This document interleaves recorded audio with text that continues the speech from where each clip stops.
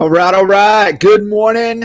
Welcome to another episode of Coffee and Coaching. Got my bulletproof coffee this morning. So, man, what a great week. Good start to the year. Hopefully, you guys are enjoying the Coffee and Coaching episodes. And I am going to hit you guys like Red Bull out of a fire hose today. I'm going to take you guys through some leadership principles and really get your mind wrapped around, the leadership concepts and models that we've been embracing and living for quite some time. So I'm really excited to jump in and share this with you guys today. So cool.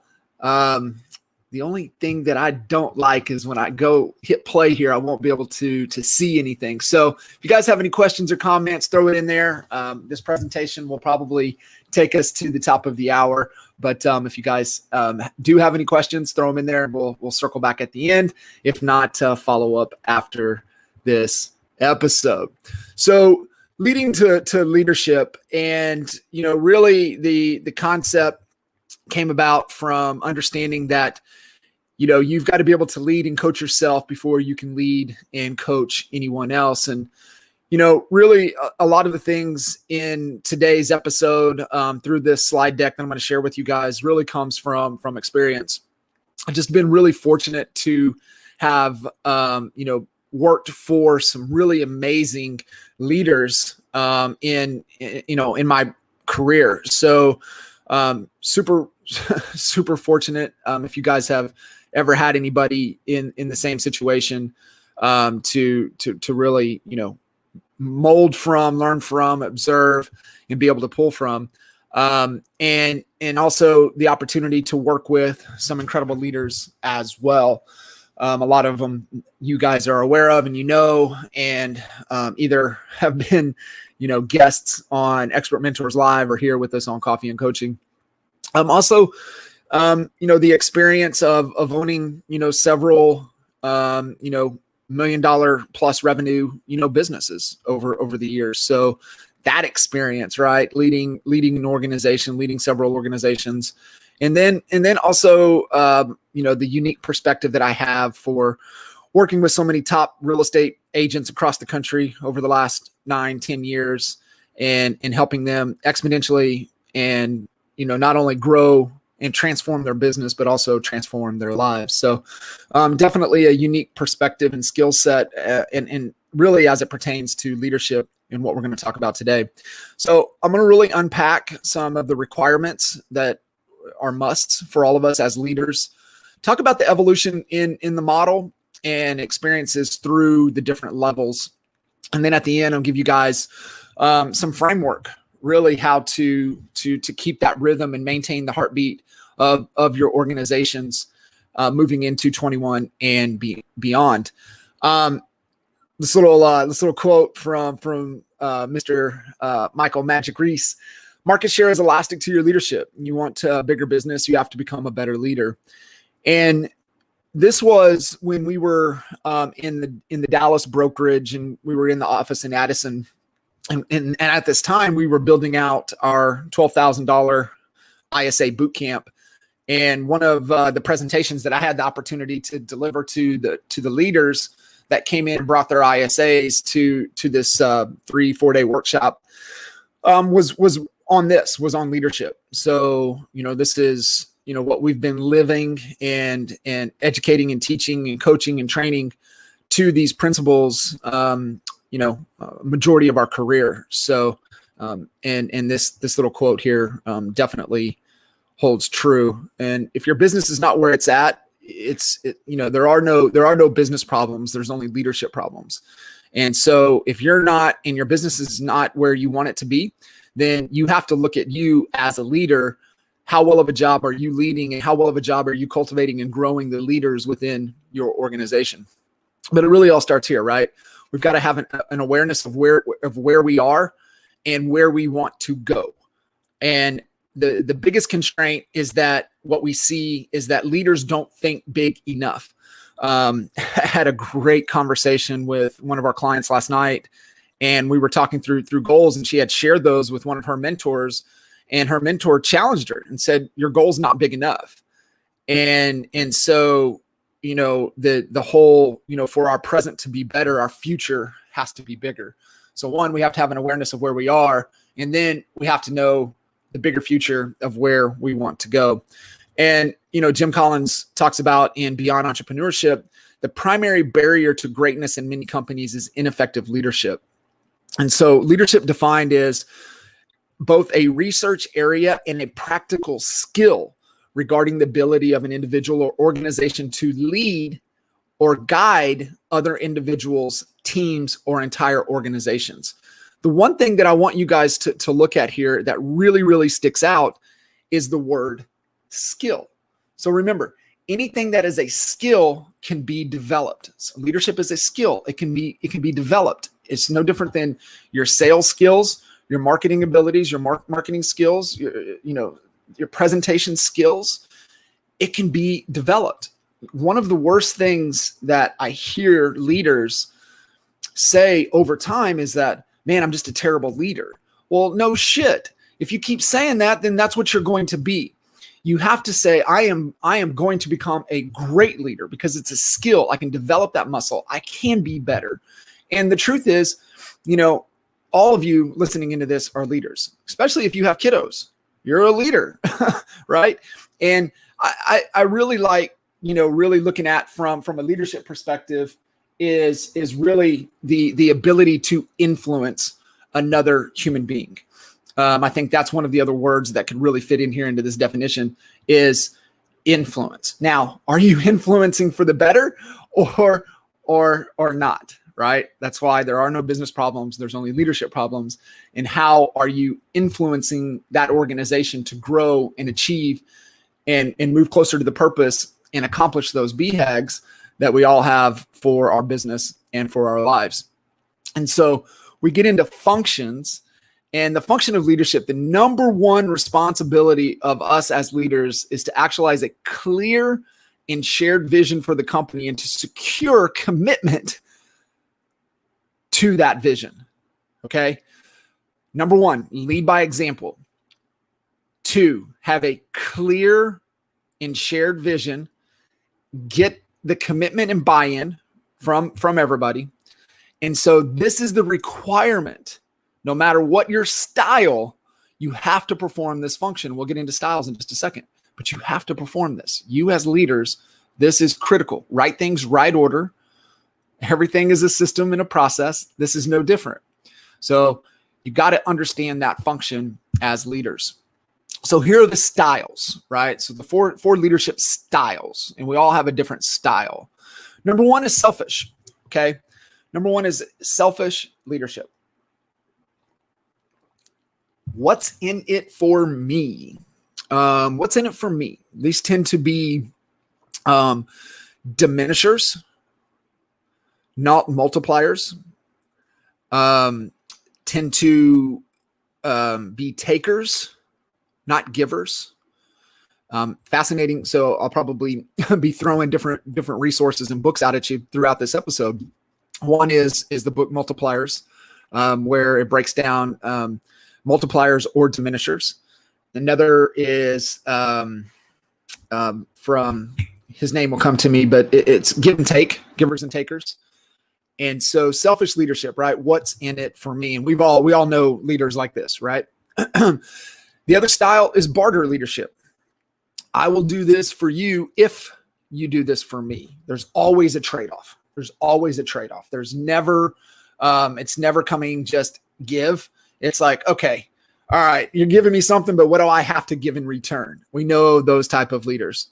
Still diminishers, still takers, and not really coming from that just give more value than you could ever want or think in return. And then that takes us to that next step, right? That next evolution in style, which is selfless, right? Just the selfless leadership. And it's just give, nothing in return, just give, and really just come from a place of just contribution and adding value. And then, the servant, that's the fourth style, is our servant leadership, servant's heart.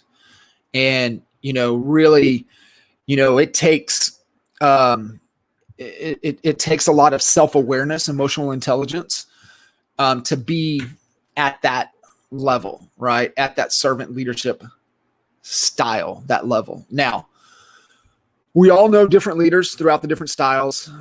Identify one where you live the most. Now, do we get into different styles at different times? Hell yeah, we do. Absolutely, right? Depending upon the situation. But where do you live? Like, where do you spend the most of your time, your leadership time, in which style? And how can you move up to the next level, right? How can you move more selfless and ultimately more from a servant's heart? So those are the four styles, right? We're talking awareness. Where are we at? Identify where we want to go. Man, I really love how Michael Lombardi really breaks this down.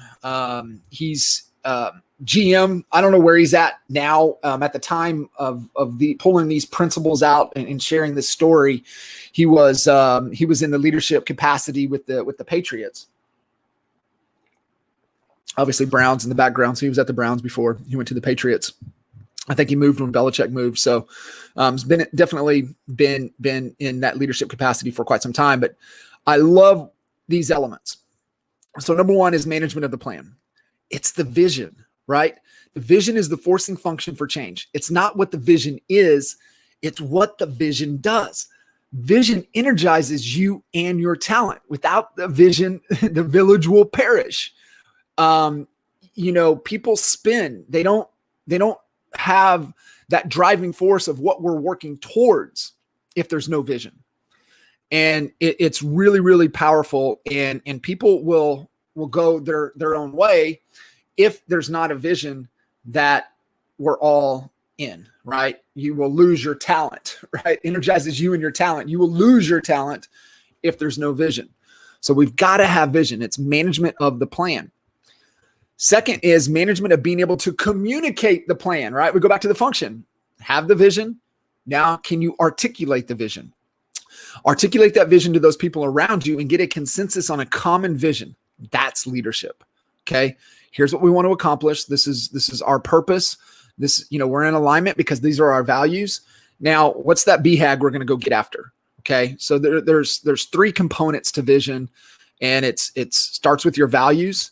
It's then what's the purpose, and then what's the BHAG we're after, right? What's that big, hairy, audacious goal? What's the top of the mountaintop for you? Got to have it, and you got to be able to communicate it. Third is management of the trust of your team. Are you earning the trust of your team? Do they believe in you? And one of the key ways is, are you consistent in your values? Are you leading by example? Authenticity times time equals trust. How vulnerable, real, consistent are you? And are you leading by example? Are you building and earning the trust of your team? It's black or white. You either are or you're not. Okay. There are no business problems. There's only leadership problems. Everything can be distilled down to a leadership issue. And here's the management of it, right? Here's the process. And then management of self, leading yourself, 100-0. This is the most critical and is the absolute hardest, right? If you can't lead yourself, you cannot lead another person. Okay. 100-0, own it, extreme ownership. Another great book, 100-0, another great book. This is the most critical and it is the hardest. If you don't have this, none of that other stuff matters. The vision doesn't matter. The communication to the vision, building trust, like none of that shit matters. If you can't lead yourself, guys, that's where it all starts. 100-0. And so it's a constant evolution, right? It's a never it's never a destination. You never arrive. Okay. It's a constant evolution, a constant pursuit, always getting better, each and every day. And truth is, if you don't like this change, then you're going to like irrelevance even less. You're going to like irrelevance in your business, in your career, in your life, right? Family, kids, significant others. Like, if you don't man up and really focus on becoming the best version of you each and every day, like, you're not going to enjoy the alternative. Promise.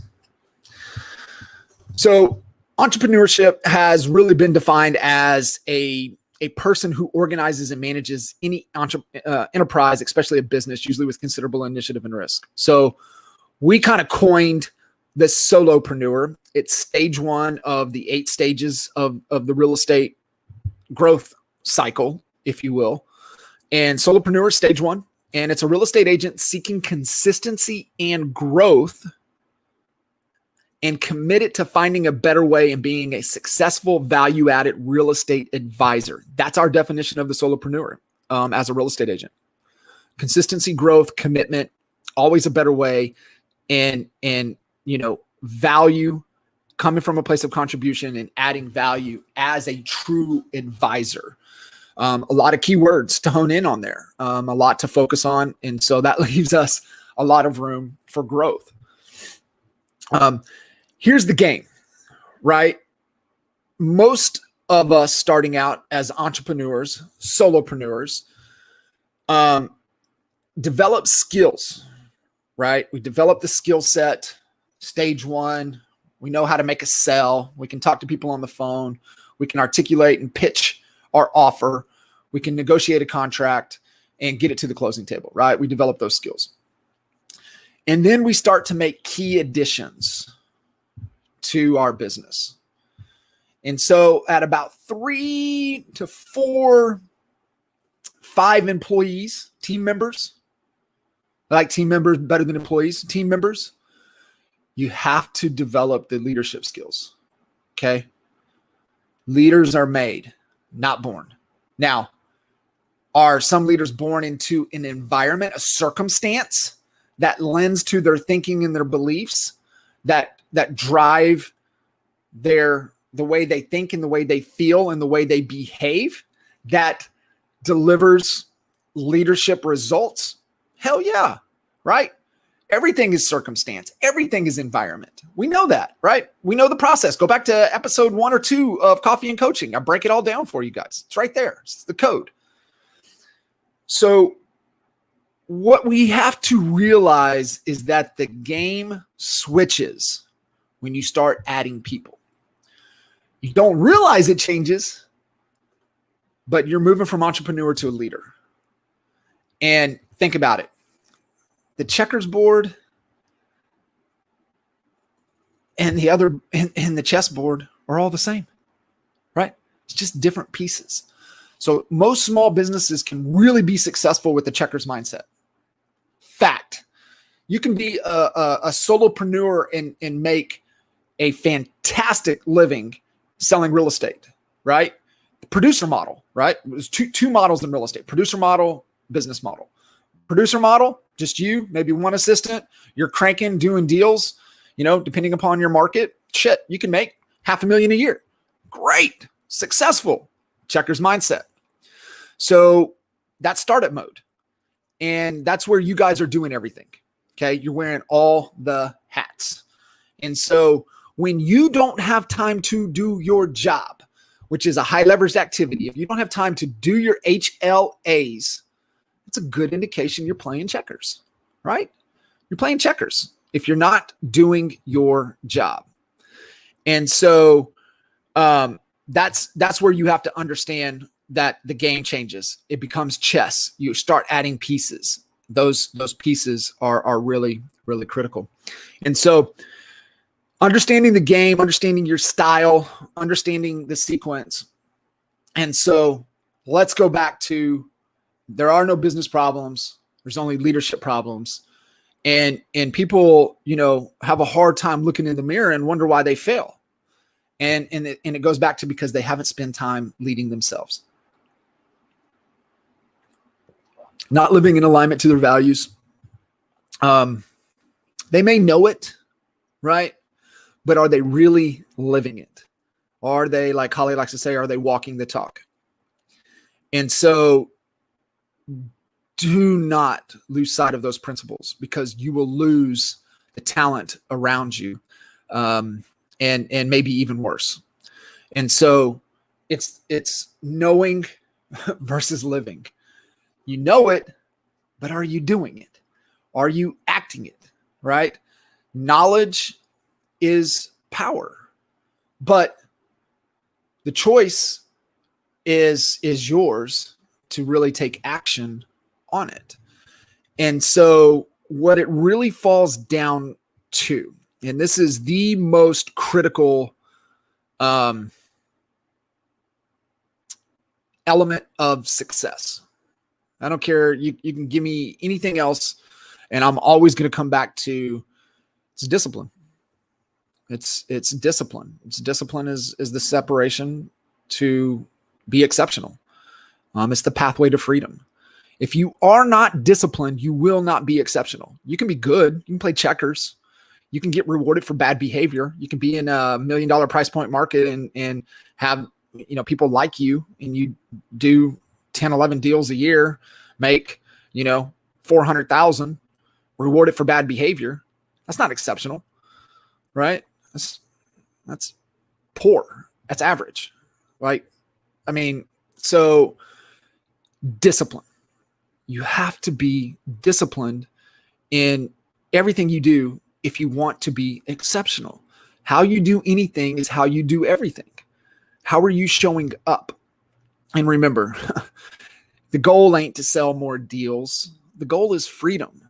And if you want to get to freedom, whatever your freedom is, my definition of freedom is different than yours.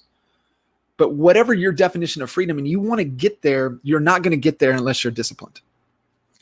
And that game, right, from checkers to chess, is realize that you have some problems, right? Good problems, but they're problems that reoccur, problems that should be anticipated and avoided. And it's just we haven't stepped back and paused long enough to make really good decisions because we're too busy fighting fires.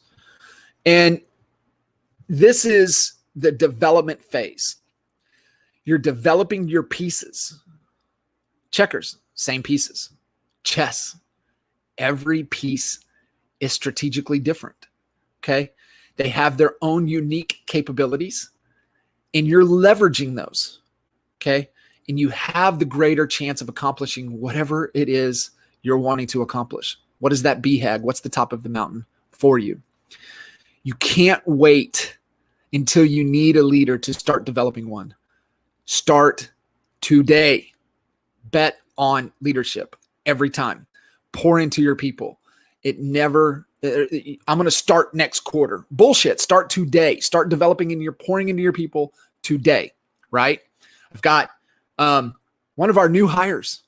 She's in she's going through a course today, right? Because improving her skill set, pouring into her to be better, betting on people, betting on leadership is the way to accomplish exceptional.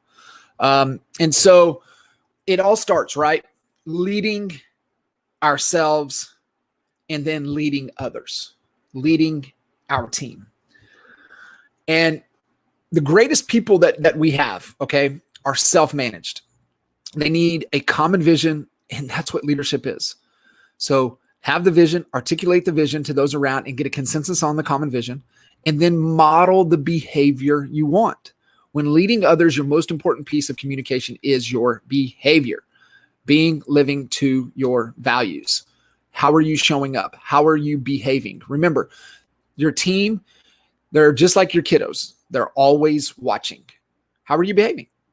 What are you doing? Right? Are you demonstrating and modeling the behavior that you want in your people? Really key. And so leadership development. So dictionary version expands the capacity of individuals to perform in leadership roles within organization. That's leadership development. Has focused on developing the leadership abilities and attitudes of your team, of your individuals. And I like this Gardner concept. And I got it from, really comes from, gosh dang, you would think I'd have should have this list of books here for you. Team of Teams. General McChrystal, I think is who that is. You guys can check it out. So Team of Teams talks about change and focus on leadership. You are no longer the chess master. Okay. You have to be the guy, not moving the pieces around, but rather you're cultivating an environment and this ecosystem and becoming a multiplier, right? Not a diminisher, a multiplier. You have your ecosystem, you're pouring, you're nurturing your garden. It's just your garden. And engagement is frequent contact with small groups, which is key for ideas to flow. But engagement, how are you nurturing and engaging your people? Empower them, delegate and empower them. And, if you have a strong agreement, which we'll talk about in a second, then you can manage the agreement, lead your people, pour into them, give them what they need to be successful, and really have that Gardner mindset, right? Gardener doesn't grow the food, nature does. The gardener is responsible for preparing the environment so the growth happens. And that takes preparation, takes coaching, right? Which is nurturing, and experience.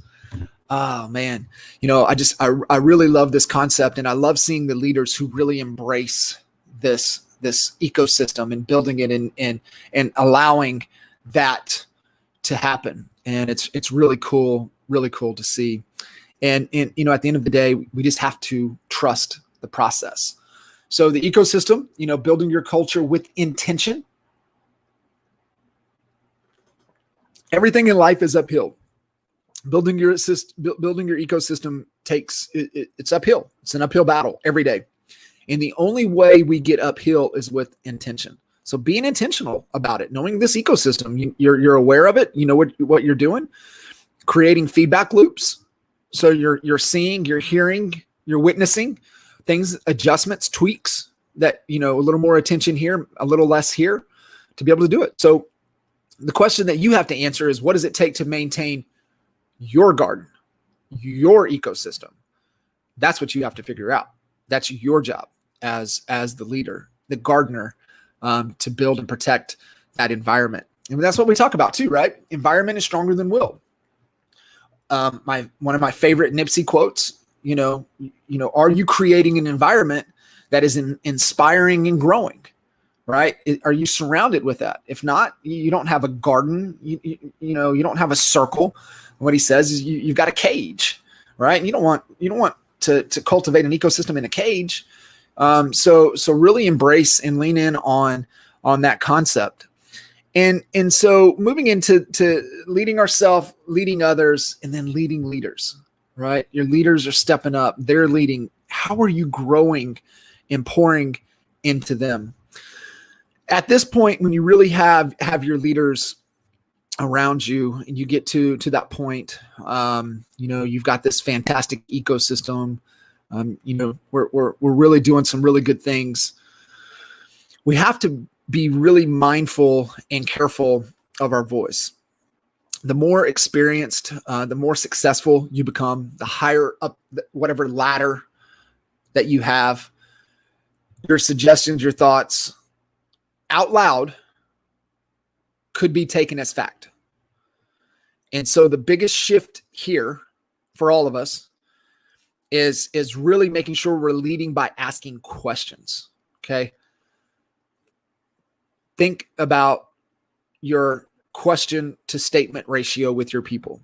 Are you making more statements than you are questions? That's the shift for us as leaders when we're growing leaders around us, is that we're focused on asking questions and asking better questions and helping them come to their own conclusion. Not giving the answer, not allowing them to be dependent upon you. And this even works for our kiddos, right? Hey, Zany, what do we do? What do we do when we get up in the morning? Oh yeah, Dad, I gotta brush my teeth. Hey, Zany, bro, what do we do before we go to bed? Oh yeah, Dad, I gotta brush my teeth. So instead of telling, ask. Recommendations. Don't tell people what to do. Give some questions. Let them come to their own conclusion, right? If you've done a good job at surrounding yourself with like-minded individuals who align to your values, growth mindset, hungry, pursuit of always being better. We got a strong purpose. We have a clear BHAG that we're chasing, top of the mountain. You get those people bought in. You don't have to tell them what to do, right? You can give recommendations, you can ask questions, and they're going to develop and they're going to grow. And that's what you want to surround yourself with. You want to surround yourself with growers, with other multipliers, with other leaders. So good leaders ask questions. Make sure to ask the hard questions. And I'm guilty of this. If you ask those dang questions, make sure you leave time for the answers. Notorious in the past to ask hard questions and then walk into another conversation and not allow time, time for those answers. So as a leader leading others, your most important phrase is thank you. How many times have you told your team thank you this year? Probably not enough. So adopt that phrase. It really is the most important phrase when you're leading leaders, leading others is thank you. And so really, it's not what you preach. It's at the end of the day, it's what you tolerate. And so we talked about agreements, and this could be the most important jump in your leadership and your team ability moving forward if you haven't embraced this concept. So agreements versus expectations. And this works in every relationship, right? This works with your significant other, your spouse, your kiddos, family, team members. It's the agreement. Expectations lead to poor time management.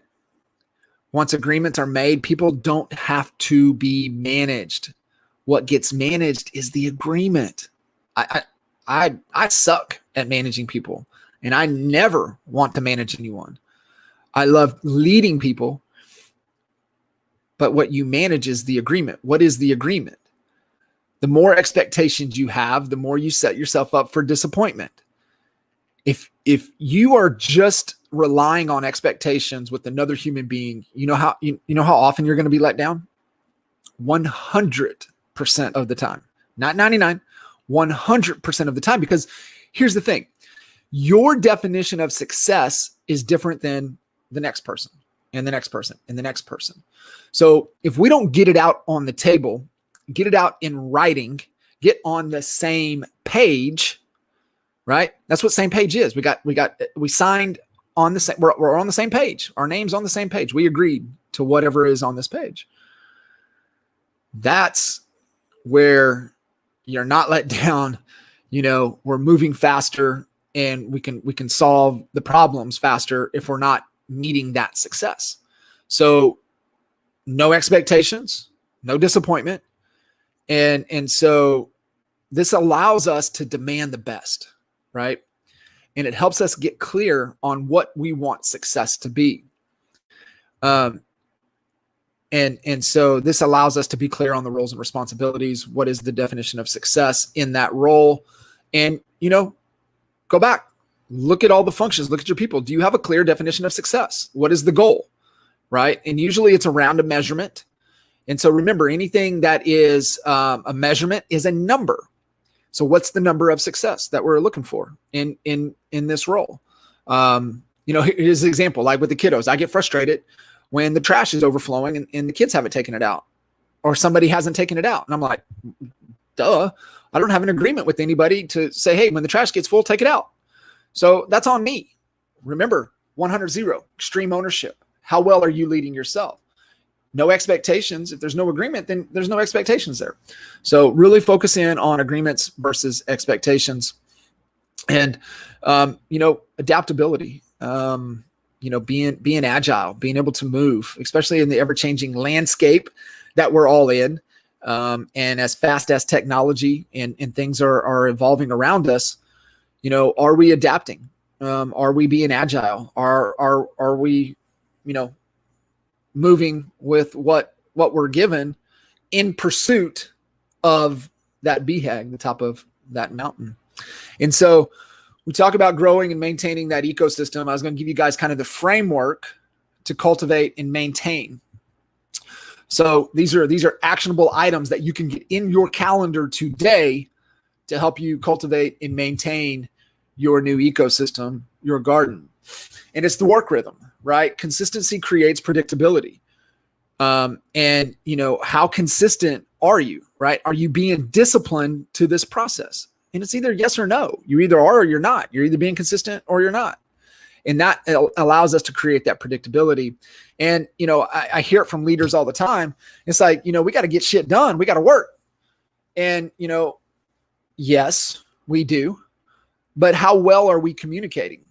And so, the whole concept is communication saturation. Truth is, y'all ain't repeating yourself enough.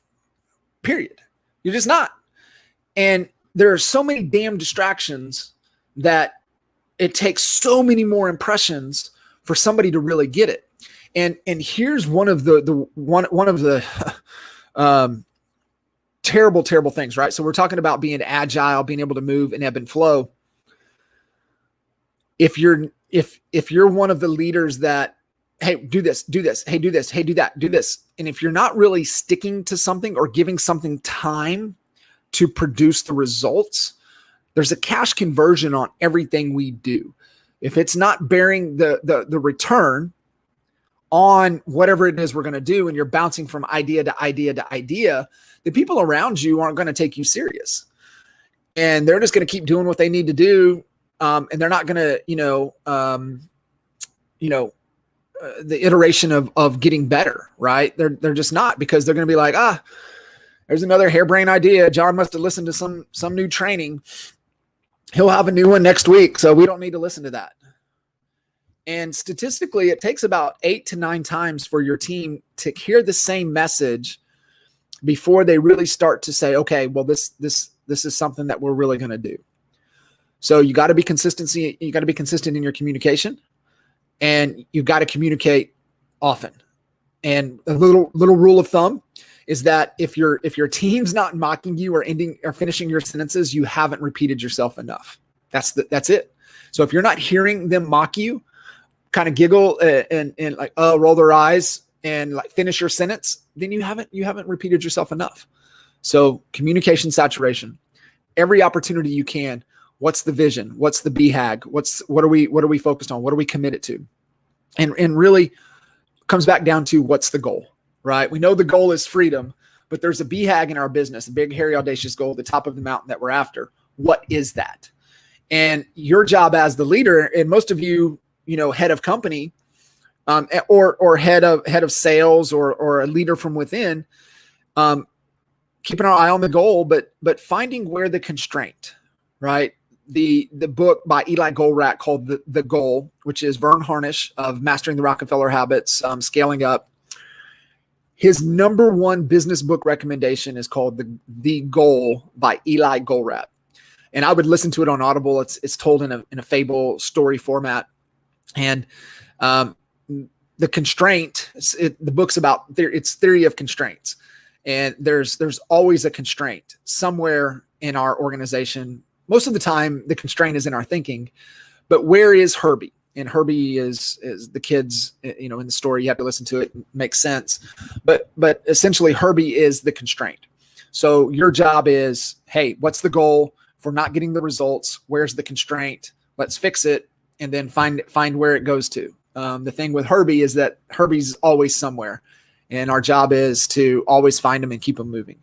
So work rhythm. Most companies tend to throw people at problems rather than focus on improving productivity through process.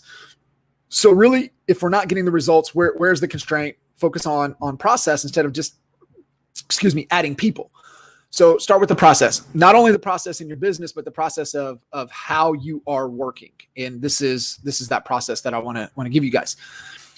people need to be reminded more than they need to be told, more than they need to be instructed. So this is really important. So communication systems, they allow us to create the momentum and go faster. Teams that have more detailed processes and procedures will excel and win. There's the Navy SEAL. You don't rise to the occasion. You sink to the depths of your training. And I was reminded from one of our clients in Atomic Habits, which is another fantastic book, that he talks about. Your business doesn't rise to the occasion. It sinks to the solidness and the structure of your systems and processes. That's where your business will rest on. So how well are those? And the better they are, the faster you can go, the more you'll excel, and the more you'll win. A couple really great questions. If you're a little got too much on my plate, this is a really, really good exercise. What could we do in the next 30 days? And that's a long list. That's a big, big, big list, right? And then you narrow that list to what will we do in the next 30 days? And that usually falls down to one or two things, right? We can do a bunch of stuff, but what will we do? What will we commit to? And then from there, what are we doing? What are we doing this week? And that weekly rhythm, and these are game changers. That weekly rhythm is the impact zone, right? And your impact zones align to your goals, align to the BHAG. And example could be priority check-in, right? Check in on the priorities. What did we accomplish last week? What are we committed to doing this week? Where are the roadblocks? Who's doing what by when? Could be around lead gen. Could be around sales. Could be branding. Could be around your listing impact zone. For what are we doing to get listings? What are we doing with our listings? What are we doing to get our listings sold? Contract to close, financial. So 6 or 7 impact zones, 30, 45 minutes. Some of them can be every other week. But these are the times, the focused time to focus on that impact area of your business to propel it week over week, right? Most of you that are still playing checkers, that are in the producer model, are just too busy doing. You're not being strategic. You're being reactive. You're not being proactive. This rhythm, this structure allows you to be proactive and not reactive. End of the week report. This is so important. What went right this week? And where do I need support to move the company forward? It's real simple. Everybody on your team, have them get it to you, right? We do end of the day reports, end of the day, end of the week. Hey, what went right this week? And really, where do I need support to help move the company forward? The other rhythm, from a daily perspective, is our daily huddle. Positive focus. This is just refocus. It's not time to problem solve. Your impact zones are time to problem solve. And so daily stand up. Hey, what's our critical measurement? Critical metrics that drive the behavior we want. Our theories determine what we measure. What did we do since we last talked? Right? What did we do yesterday? What did we get accomplished? What are we going to do before we meet tomorrow? And what constraints or roadblocks are getting in your way? Great framework on your daily huddle, your daily stand up. And this is really, really key for all of us as leaders, is the one-on-ones. A good leader takes the time to know his or her team on a personal level, but a great leader goes one step further and learns about each other person's values, how they build trust, and what is core to their motivation and drive. And you really you pull that out in your one-on-ones.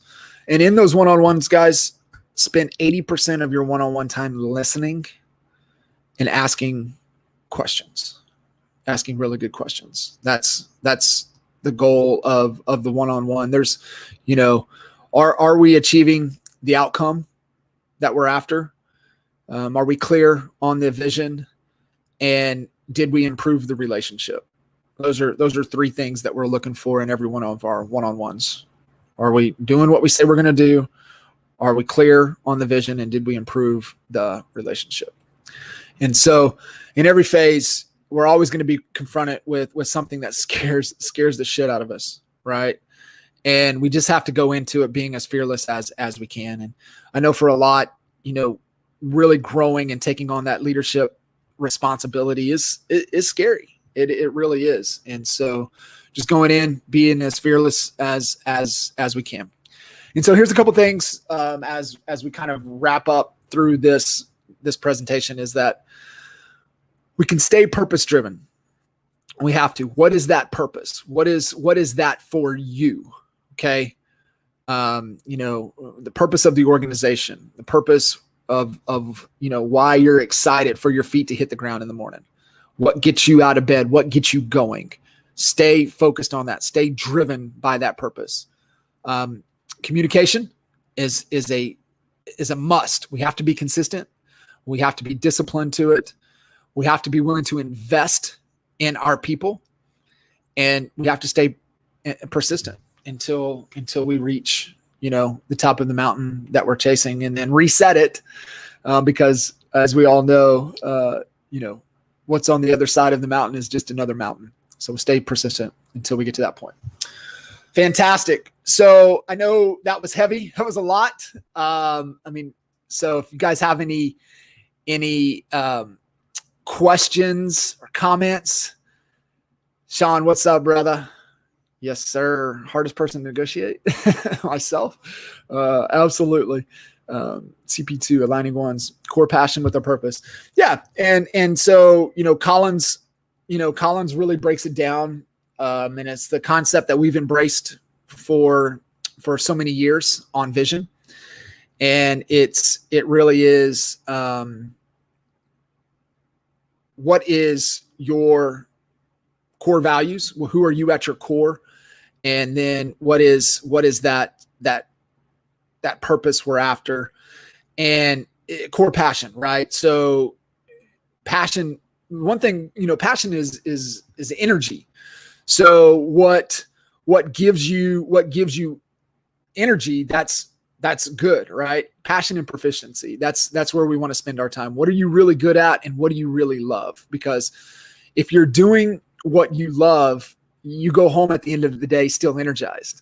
If you go home at the end of the day exhausted, it's probably because you're doing something that you're really not passionate about. And so we really want to be able to stay there. Yeah, heck yeah. I'll save these into a PDF form and get it to you. However you guys can pull and do whatever you want. 100-0. Yep. 100-0 is another one. Matty Ice. Yeah, buddy. So multipliers, givers, takers, team of teams, the goal, atomic habits. 100-0. I think extreme ownership. My number one book recommendation, and it still is Jim Collins' Beyond Entrepreneurship 2.0. Yellow book, BE 2.0. I got copies around here somewhere. BE 2.0 by Jim Collins. He just dropped it 1st of December. And the original book was in early 90s. And he opens up the chapter. He added 2 chapters to the original book. And then he gives his 2020 perspective to how things are today based upon those principles. But there's a chapter in there on leadership. I think it's chapter 2 or 3 now. It used to be chapter 1. He added people. You guys, that's like if you haven't gone through at least the people and the leadership and the vision chapters, man, get it and go through it. It'll change your perspective. And a lot of the principles, it's principle based. It's Jim Collins. So BE 2.0, first opening. And this was a recommendation from Steve Jobs that Jobs told him that he missed in the original book was people, and then leadership, and then vision. And that chapter on leadership is the best condensed chapter of any leadership things that I've ever read. If you guys are Jocko fans, and I know most of you are, if you're Jocko Willink fans, Extreme Ownership, his book is definitely my favorite from a leadership perspective, and it is called Leadership Strategy and Tactics. Leadership Strategy and Tactics. That chapter from Jim Collins, out of Beyond BE 2.0 and Leadership Strategy and Tactics by Jocko Willink. You'll level up your leadership game if you just go through those. I'm actually right now diving into Humanocracy by Gary Hamel. It's Vern Harnish's 2020 #1 business book recommendation. And he also recommended Leadership is Language by David Marquette, who wrote Turn the Ship Around, which was phenomenal leadership book as well. Like I said, guys, leadership is a skill. And if you really want to develop that muscle and that skill, you're pouring into it as much as possible. And for me, majority of that time is there. And truth is, like I said, guys, there's no business problems, just leadership problems. So are you fixing you as a leader first and then cultivating and growing that leadership around you? For sure. Boom. You guys are awesome. I know, like I said, it was heavy, a lot in there to unpack. Very, very beginning, just find where you're at, and more importantly, where you want to go.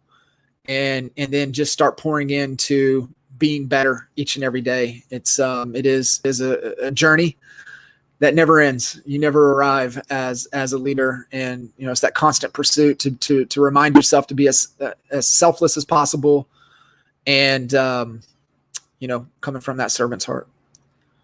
Appreciate y'all, man. Need anything? Feel free to reach out. Check out CoachKitchens.com. Maybe book a call. Got some cool stuff coming your guys' way, and can't wait to connect with you guys more. All right. Awesome. Appreciate y'all. We'll see you guys on the next episode.